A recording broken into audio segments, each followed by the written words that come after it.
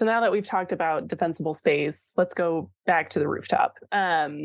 What kinds of products do you recommend the most to homeowners for in terms of like fire prevention and keeping their homes safer during wildfire season? Yeah, and the great part of that, your change there is the safer. Yes. Because there are a lot of things that you would think of that are very non-flammable that, hey, you know what? I put this on my roof and I'm going to be great. Let's take our concrete tile. Concrete in itself, it's not flammable.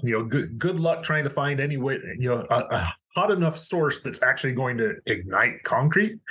It doesn't happen. But especially in a wildfire situation, there are outside influences more than just flame, which is the embers. So you have to work that system together.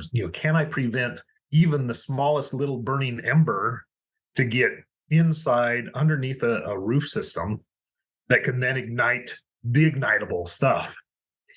So plywood, that's pretty flammable, in its normal state. So you want to make sure that there's ways to prevent those smallest embers or the heat transfer. So, you can get to a metal roof. Metal in itself is not necessarily flammable, except at extreme temperatures, but it is very conductive of heat. So you actually need to also protect from that radiant heat igniting a flammable source as well. So that's where the system really works together. So we at Westlake, we have answers for the entire system. So for our steel, we have a specialized underlayment that blocks that radiant heat. So you can actually work the system to help protect against as much ignition as possible. Wow, that's really interesting. That's good to know. Again, all of those parts working together as one system. And then I forget where I heard it, but can't embers, even if there's not a wildfire like directly in your area, embers can travel for how many miles? There's actually studies that point between 3 to 10 miles. That's crazy. That a hot ember can actually leap, across those distances. And it really depends upon the actual environment. But 3 miles is not uncommon. Yeah, you'll see in some of those, crazy wildfire pictures that, you have patches where, it started over here, then you've got forest that's not touched, and then all of a sudden you've got, another burning house, a mile away. Right. And it's because of those embers, traveling, in the firestorm, as they call it. Mm-hmm. Yeah. So that's what's so important about having that fire resistant, like either concrete or metal or something. So the ember, when it lands, it can't melt through and then ignite what's underneath.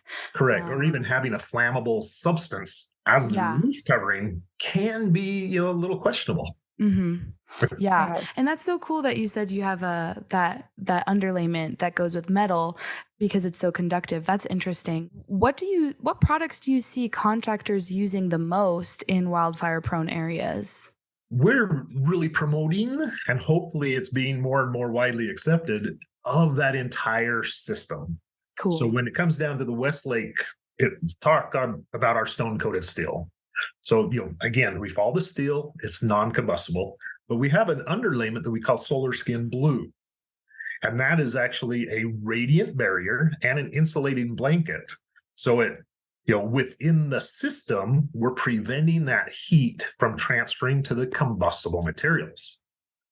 Then on our concrete side, again, the concrete does its job, but the underlayment also has to have enough material there that it prevents the same, ignition. And again, there we have our underlayments in our Ply 40 material that is a barrier to try to keep that material from igniting any deeper into the structure.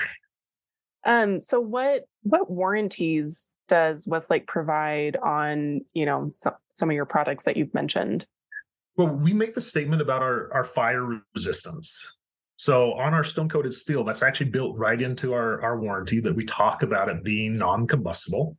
So, it protects against that.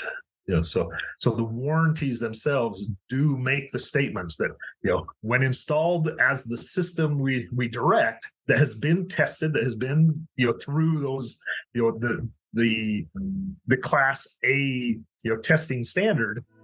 If your roof needs answers, subscribe now to the AskARoofer podcast. We've got your questions covered, one episode at a time. Go to AskARoofer.com to submit your questions and learn more. Stay tuned and keep those questions coming.